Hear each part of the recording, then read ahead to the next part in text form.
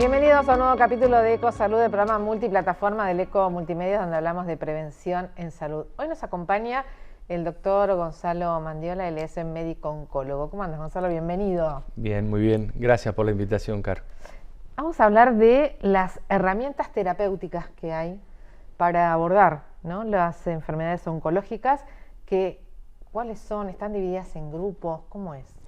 Bien, mira, fundamentalmente los tratamientos oncológicos se dividen en tres grupos. Sí. Uno es todo lo que tiene que ver con lo quirúrgico, el segundo grupo es todo lo que tiene que ver con los tratamientos sistémicos. Dentro de los tratamientos sistémicos hay diferentes enfoques, puede ser quimioterapia, inmunoterapia. Esa es la más nueva, ¿no? ¿La inmuno? Bueno, ahora hay varias nuevas. Junto con la inmunoterapia hay otras que son las terapias target o las terapias dirigidas, que son las que nos permiten a los oncólogos personalizar y hacer un tratamiento mucho más específico y diferente en cada paciente.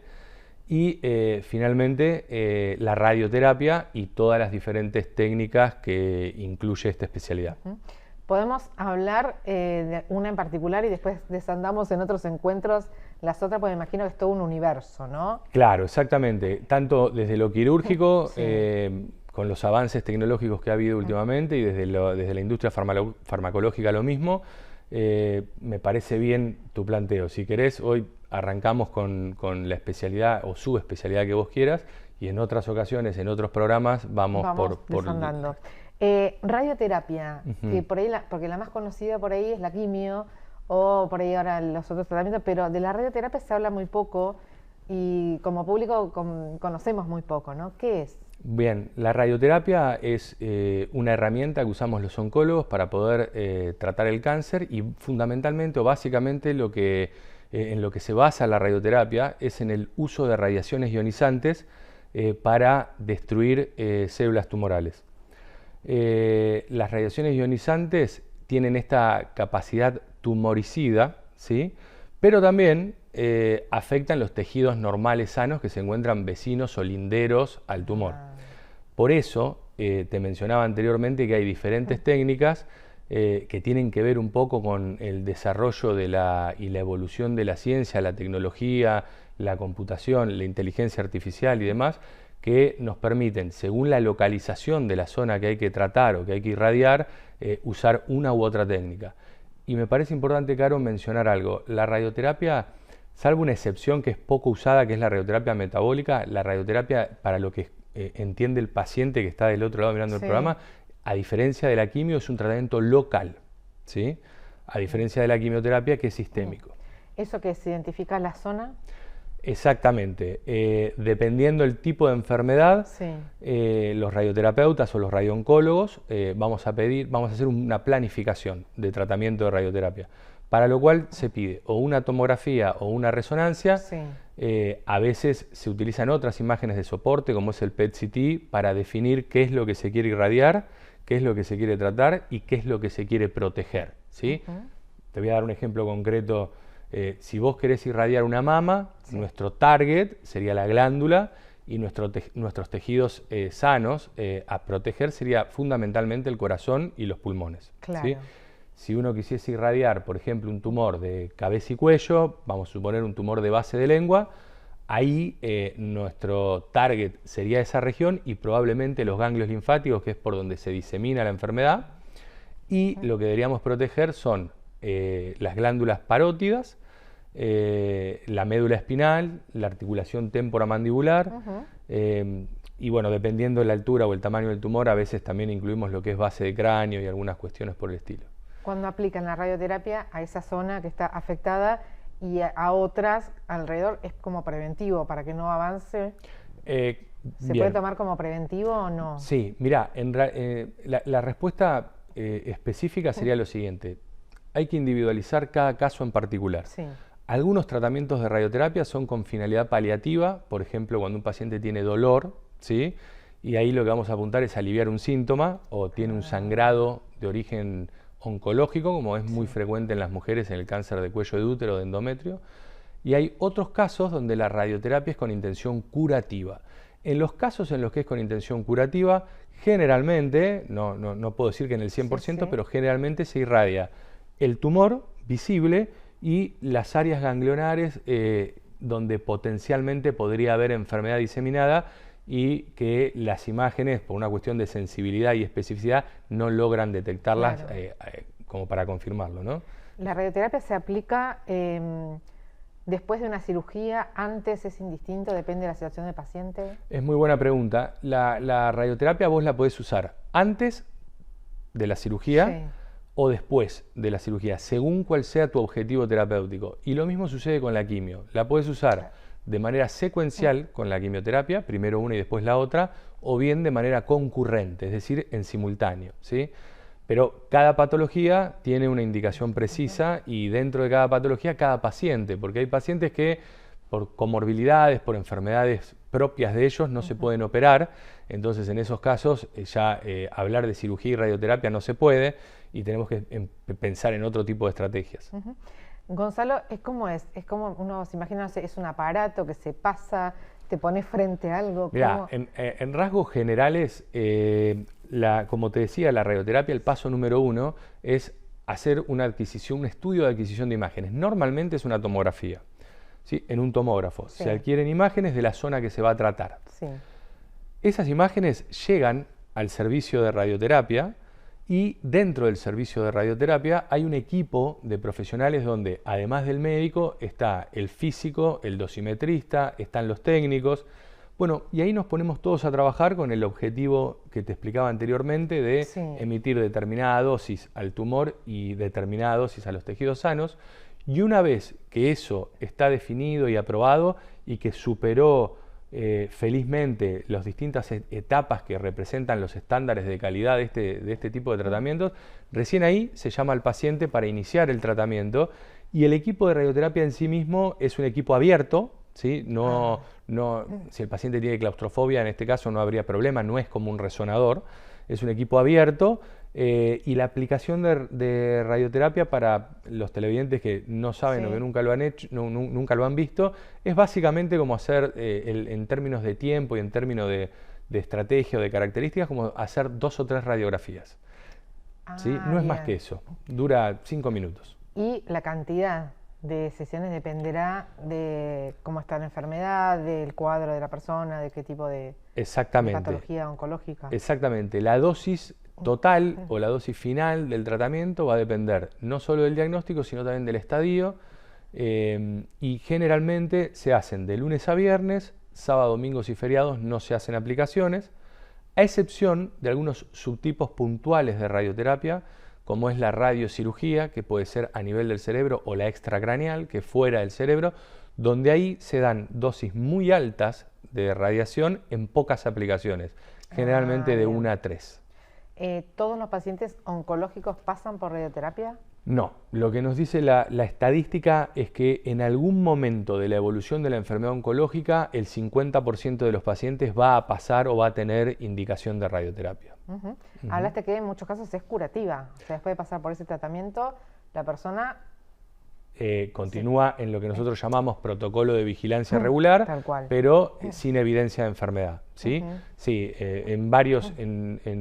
son varias las localizaciones o enfermedades oncológicas que se pueden llegar a tratar y curar con radioterapia. El avance tecnológico, ¿no? En este tipo de tratamientos, ¿qué rol juega?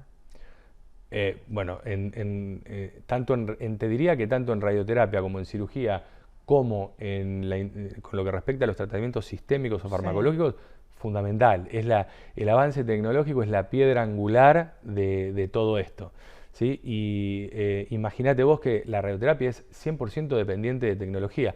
De hecho, para que vos te des una idea, la radioterapia nace allá por el año 1895 de manera casual, cuando un físico alemán de apellido Röntgen estaba investigando y trabajando con cuestiones de electricidad y le aparece lo que fueron los rayos X. Rayos X que son los que después sirvieron para el diagnóstico por imágenes y para la radiografía, y después de este hombre vinieron otros apellidos muy conocidos como Becquerel, y seguramente lo has sentido nombrar a Marie Curie y Pierre Curie, que ellos ya fueron los pioneros que utilizaron las radiaciones ionizantes para el tratamiento de tumores. Bueno, premio Nobel ella, ¿no? Premio, 2 veces. Sí, Becquerel también, el anterior. Claro. Becquerel descubre las radiaciones de polonio y Marie Curie y Pierre Curie del radio, ¿sí? Y ellos establecen la primera etapa, eran en París, en Francia, en la primera etapa de lo que se llamó la era de la radiación del radio. Después, con el avance tecnológico, volviendo al origen de tu pregunta, sí. Se llegó más o menos en la década del 1940, 1950 a la base de lo que es hoy la radioterapia con las bombas de cobalto. Acá en Tandil había una en el sanatorio que después se desmanteló y actualmente ya se está trabajando con aceleradores lineales como hay en el Centro Oncológico de las Sierras y es, te diría, el día a día de los tratamientos actuales. Hoy por hoy se habla mucho de la inteligencia artificial. ¿Esto también atraviesa lo que es la tecnología y el avance tecnológico en la aparatología? De punta a punta la atraviesa. Vos imaginate, mirá, casualmente la semana que viene yo de martes a viernes voy a estar haciendo un curso de inteligencia artificial en el Fleming, en el IAF de Buenos Aires, de inteligencia artificial aplicada a la urooncología, todo lo que es próstata, vejiga y riñón. Y volviendo a la pregunta, sí. Nosotros, los radioterapeutas, teníamos que diseñar y definir corte por corte de la tomografía qué era lo que queríamos tratar, lo mismo que era lo que queríamos proteger. Vos imaginate en un paciente que le vamos a irradiar la próstata, que es una indicación de todos los días, de las más frecuentes que hay. Yo como... Es el cáncer más frecuente de nombre, ¿no? Sí, claro. Y digo, es muy frecuente dentro de la indicación de la radioterapia, porque por ahí la cirugía tiene algunas comorbilidades que en pacientes añosos no se quieren arriesgar y la radioterapia es una buena opción.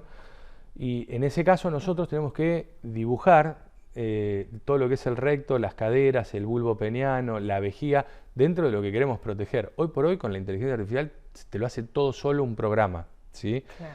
Lo cual... Le cargas la información... Cargas las imágenes y te devuelve ya todo lo que hacíamos nosotros manualmente de manera automática. Con lo cual no solo tenés la garantía de la precisión de la inteligencia artificial, sino el beneficio del paciente de los tiempos, ¿sí? Porque los tiempos se disminuyen, ¿sí? Así que bueno, y después, eso con respecto más a lo médico. Con respecto a lo físico, a lo que hacen mis colegas dentro del equipo de tratamiento, les mejoró y les multiplicó en velocidad los cálculos que ellos tienen que hacer para definir las dosis, el tiempo de radiación en cada campo de tratamiento, en cada ángulo, ¿sí? Por dónde van a incidir. Así que, sin dudas que la inteligencia artificial, por lo menos en oncología, vino para quedarse. Viste que se habla mucho de mucho temor, va a reemplazar o no. Es una herramienta, en este caso, que se utiliza y en este caso ayuda, acorta tiempos, la precisión. Totalmente, ¿no? Es un auxiliar del cual hoy no podemos dejar de mirar y de contar y de prestar atención, es fundamental. Gonzalo, vos hablas de cuando se aplica radioterapia, que hay zonas que se pueden perjudicar o cada vez con el avance tecnológico es menor lo que se puede afectar. Exactamente. Los tratamientos de radioterapia originalmente, cuando se utilizaban las bombas de cobalto y demás, eran sumamente tóxicos. Muchas veces esa toxicidad también va en detrimento de la curación, porque si el paciente tiene demasiados efectos adversos, uno le tiene que suspender, parar el tratamiento y a su vez el hecho de cortar el tratamiento y no darle continuidad atenta contra el éxito. Claro. ¿Sí? El avance tecnológico y el aumento de la precisión del haz de radiación nos permite disminuir por un lado la toxicidad y los efectos adversos y por lo tanto la calidad de vida del paciente, pero también se ve reflejado en el éxito. ¿Por qué? Porque permite hacer algo que es un término de nuestra jerga que se llama escalar dosis, es decir, dar dosis cada vez más altas. Y yo tenía un profesor, el doctor Casas, que de hecho vive en Tandil, que fue pionero de la radioterapia en Argentina, que él me decía, Gonza, no existen los tumores radioresistentes, lo que existe es la sensibilidad de los tejidos, por eso tenemos que frenar. Si uno pudiese irradiar indefinidamente un determinado tumor, difícilmente ese tumor sobreviva. Lo que sucede es que el límite nos lo están poniendo los tejidos vecinos, ¿sí? Claro. Entonces, mientras más precisión tengamos, mayor escalamiento de dosis, más chance de curación. El paciente plantea temores, ¿qué pregunta? Digo, cuando se indica, ¿no? La radioterapia. Sí, bueno, eso es como muy individual. Algunos pacientes son más timoratos que otros, algunos preguntan más que otros, también depende mucho de la edad. Hay pacientes que prefieren saber y tratar de comprender lo que uno va a hacer y otros que dicen, no, doctor, lo que usted diga para mí está bien, no quiero saber nada porque me estreso, me preocupo y no va a cambiar nada. Exacto. Entonces, eso es como muy difícil porque suponiendo, hay personas jóvenes que me hacen muchas preguntas con respecto a la infertilidad o a la esterilidad. Hay personas más grandes que me hacen preguntas que tienen que ver más con el dolor y el sufrimiento. Hay otras personas que me preguntan si después de recibir radioterapia pueden ir a abrazar al nieto o a su hija embarazada. Mucho mito, ¿no? Sí, También. hay mucho mito al respecto de muchos tratamientos oncológicos. Escuchándote, Gonzalo, digo, cuánta información, cuánto adelanto, y están todo el tiempo ustedes actualizándose. Sí, o por lo menos intentamos y deberíamos intentar. Pensando que en Tandil también están estas respuestas también, ¿no? Tandil está preparado para dar estas respuestas. Absolutamente. La verdad es que Tandil, no solo desde lo oncológico, yo te diría desde lo médico en general, es una ciudad que cuenta con una atención médica y una calidad profesional muy alta. Yo comparo el número de habitantes de esta ciudad con el número de habitantes de ciudades similares y la realidad es que el número de instituciones, el número de tomógrafos, el número de especialistas y la calidad de esos médicos especialistas no la encontrás en cualquier lado. Por supuesto que seguimos dependiendo para algunos casos puntuales y particulares, casos raros donde uno necesita apoyarse en colegas que tengan una casuística elevada, claro, más casos de estos temas raros. Yo me sigo manejando y apoyando en lugares de referencia dependiendo de la patología. Pero te diría que a grandes rasgos el 80% o 90% de la patología oncológica se puede resolver en Tandil de excelente manera. Está bueno que digas esto porque es una ciudad de 150.000 habitantes, que sea una ciudad mediana chica y que tenga esta calidad de salud es muy importante. Absolutamente. Para los que vivimos acá y mucha gente de alrededor también que consulta, claro, que llega. Sí, y te digo más, eso que vos me preguntabas anteriormente de la inteligencia artificial y anteriormente a la inteligencia artificial fue el Internet, sí. Permitió de algún modo democratizar el conocimiento y antiguamente por ahí los pacientes, las familias tenían que viajar a largas distancias para encontrar ese médico que por ahí tenía una casuística muy alta, pero hoy el conocimiento está al alcance de todos, de hecho está al alcance del paciente antes que del médico. Y muchas veces el paciente viene al médico habiéndole consultado al Google, al chat GPT, al Cloud, y ya habiendo estudiado su caso y con preguntas muy puntuales, lo cual a veces es bueno y a veces no tanto, pero... Bueno, esto me das pie porque se conoció en las últimas horas algo que tiene que ver con el cáncer de páncreas y que está al alcance en redes y demás, pero bueno, ¿qué es lo que realmente tenemos que saber? Porque cuando surgen informaciones de que hay avances sobre un determinado tipo de cáncer, obviamente que los pacientes que lo están atravesando es como que genera, ¿no? O entusiasmo, o llega a la cura, o ¿qué es lo que se conoció? Sí, mirá, fines del mes pasado, principios de este mes, la primera semana de junio, se desarrolló en Chicago, en Estados Unidos, el Congreso Americano de Oncología, que es uno de los congresos junto con el ESMO, que es la versión europea del mismo, los dos congresos más importantes donde se presentan los avances más épicos, digamos, de esta especialidad. Y pasó algo que no pasaba hace un montón de tiempo, que fue que ante la presentación de los beneficios de un fármaco para el cáncer de páncreas metastásico, esas curvas de Kaplan-Meier, que es la que muestran cuando se compara el beneficio de la droga nueva con el estándar, que es lo clásico, lo que veníamos haciendo, duplicó el beneficio y eso llevó a que se aplauda durante casi un minuto de pie todos los médicos Entonces eso se viralizó rápidamente y algunos medios manejaron esa información bien y otros no tan bien. Entonces a mí, vos sabés que me consultaron al respecto un montón de pacientes, incluso médicos, que me reenviaban los reels de Instagram diciéndome, Gonza, ¿qué hay de cierto en esto? O esto es tan así. Lo que sucedió fue lo siguiente, Para los oncólogos el cáncer de páncreas es históricamente una decepción porque a pesar de todos los avances tecnológicos que ha habido, no hemos podido lograr tener grandes avances o grandes modificaciones del cáncer de páncreas, sobre todo metastásico. Y este año lo que se presenta... Metastásico cuando se expande. Cuando se expande y además del páncreas se encuentra en otros órganos, generalmente es hígado, pulmón, ganglios. Y este año en ASCO, que es este congreso, se presentó una droga que duplica la sobrevida de los pacientes de 6 meses y medio a 13 meses. ¿Sí? Sí. Muchos del otro lado pueden decir, bueno, pero ¿por qué festejan tanto si no se curó? Y la realidad es que en oncología los avances se van logrando de a pequeños porcentajes y de... Que es un montón. Claro, duplicar en un tumor que hace 50 años no lográbamos mejorar 2 meses de sobrevida a duplicar, realmente fue una cuestión importante, pero todavía estamos lejos de hablar de la curación del cáncer de páncreas metastásico. Y esa droga, aprovecho que me la preguntás porque muchos pacientes me están preguntando si se la pueden pedir a su obra social o todavía no está a la venta, ni siquiera en Estados Unidos. Se espera que la FDA la apruebe y se pueda empezar a comercializar sobre fines de este verano, del 2026-2027. Así que la FDA es como la ANMAT acá, es la que autoriza qué medicación puede circular. Tal cual, según los resultados de los trabajos que presentan los equipos de investigación.